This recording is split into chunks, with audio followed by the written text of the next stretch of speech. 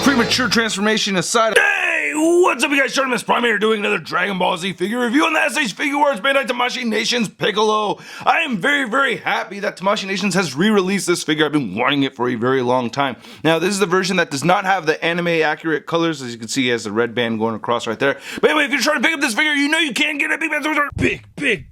Get your big badass toys at BigBadToyStore.com.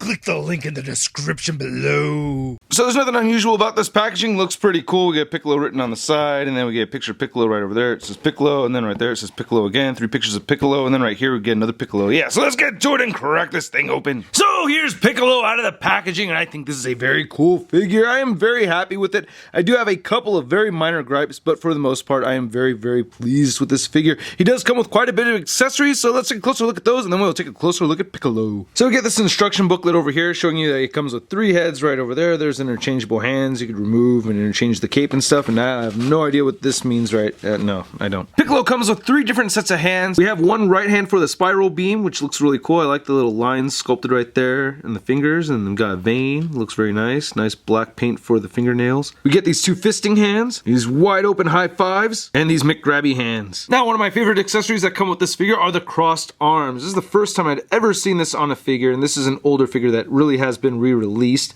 and I just think this is brilliant. I really like it a lot. And it's not too bad putting this thing on. You do have to remove Piccolo's arms, so that's how it gets attached. I like how when you remove the arms, we get an R and an L right here, so you can tell which side is supposed to go where. And I really wish they had the peg sticking out of the arm portion right here, so you could see that flat surface right there, so it looked like, you know, he was about to regrow or something. So it takes a little bit of finesse, but it's not too difficult at all. So it just wraps around his upper torso pretty easily. And you just want to get all this stuff just pegged in here. It's pretty self-explanatory.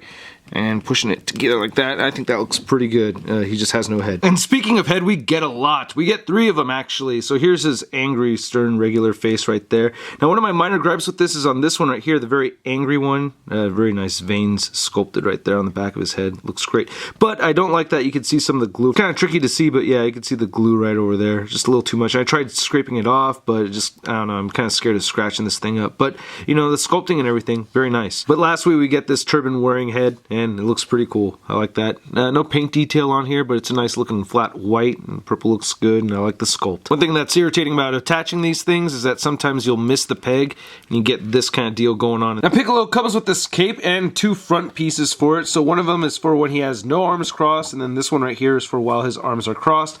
There's these 2 tabs right here, and you just want to peg that in. It's pretty self-explanatory once again, and there's a peg and the hole, and the peg and the hole, and just put it there, yeah, and it takes a little bit, again, finesse, but yeah, there you can see that. And to get a little cape comparison, here's the Piccolo cape that came with the SDCC Gohan, thank you Richard, and yeah, here's the regular Piccolo one. So yeah, the sizes aren't exactly the same. How could you expect them to, really? And you just take the body right here with no head, and you put the cape over it like so, and you can see how the front of the cape just fits perfectly. Turban wearing head, I know it's not really a turban, and then just put that in there. I really think this looks pretty awesome, man. I think the sculpting in the cape is awesome. I like how it's waving just a little bit to the right, and I really like this light blue shading in the cape as well, and all those creases. It reminds me of Toy Biz Marvel Legends. I've always been a fan of blue shading over white. I just always think it looks really cool. And while we look at all the wrinkled details right here on the top of the cape and right here at the front, you can still see though that we do get a little bit of a seam. It's a little irritating, but really not a big deal. And here's the full front piece of the cape without the crossed arms, and you can see this is the little piece right here. Putting this together is the same deal as this with the tabs, which is just slightly irritating. Not a big deal or anything. It does fit. We still get a little bit of gap, but for the most part, that fits pretty well, and I think it looks really cool. It does limit some of the head articulation and the arm articulation, obviously, so you can see the head can't move that far forward and back, and rotate side to side a little bit, and definitely some neck pivot. Maybe look down just a little bit. Not really, you don't want to push it too much. Then the arms can move outward. I guess you could push them outward that much and move them forward. And then to look at the rest of the figure, again, I really like the sculpting throughout this guy. His garments look great. I like all the wrinkles over here. The muscle definition looks very cool. I really like that yellow and orange shading once again, and nice sculpted lines right there in his arms.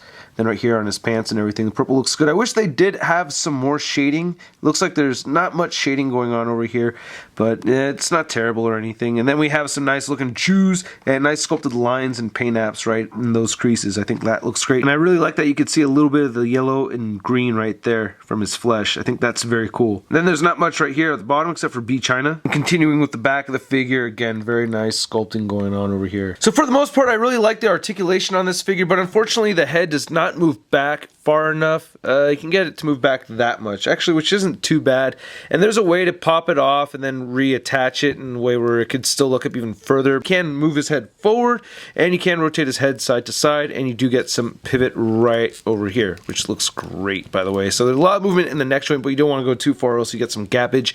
I like how they have these swivels right here on these pieces of the shoulder pads. I think that's really cool, and it allows for all the articulation to move. It's actually connected with one peg on the back of each of these shoulders. You get some armpit joint in here, and it does move forward and back, and these can pop off. You just got to put it right back on there. The shoulder can move all the way out, and it rotates all the way forward. Bicep swivel, double jointed elbows, wrist move side to side, and they move up and down on a hinge, so that's cool, and you can just pop that off. So there that goes. Then you have this detaching joint right here at the waist, which is great, and there goes that peg. Let's just put this right back on here. Alright, anyway, so you could like crunch him forward like that, and you could like, tilt him backwards like that, and then you get some pivot right there at the waist as well, and side to side movement. Oh, wait, you just fell off again. Alright, you're just gonna disrespect me like that in front of everybody and just pop off. Alright, that's it. Put this right back on there. Anyway, his legs can shift up and down right there. I like that joint. It's kind of like the armpit joint before the legs, and then you can move them all the way outward, then kick them all the way forward, and then upper thigh swivel. Almost got ahead of myself there, right? And then you got double jointed knees, and the ankles move downward and upward a little bit, and that popped off. All right, yeah, God damn it, Piccolo. And you get a beautiful ankle pivot, and then you get toe articulation, and it does rotate side to side. Now, Piccolo stands at a decent height. He's at about 6.5 inches tall. So here's Piccolo compared to the SH Figuarts Son Goku and Krillin figures. And you can see Piccolo's quite a bit taller than Goku, absolutely much taller than Krillin. And I think this is a pretty decent scale for Piccolo. And here's Piccolo compared to the SDCC Gohan and Perfect Cell. Thank you, Chill Man. Thank you, Richard. And here's Piccolo compared to another green meanie, the Marvel Legends Big Time Letdown Spider-Man. So again, I think this is a great figure. If you're a Dragon Ball Z fan, you gotta have this guy, man. SH Figuarts is killing it with the posability and the sculpting on these. You know, it is an older figure too. I almost paid 55 bucks for it back in the day. Very, very happy to get it for only 35. Anyway, I hope you guys liked my video. If you did, hit the like button, leave a comment, and don't forget to subscribe. And check out toynewseye.com for a full photo gallery of images. I'll be taking a lot of pictures of this guy. Alright, I'll catch you guys later. Peace.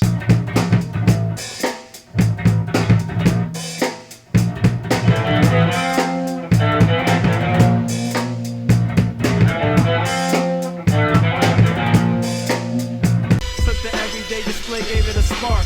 Welcome to Articulated Comic Book Art.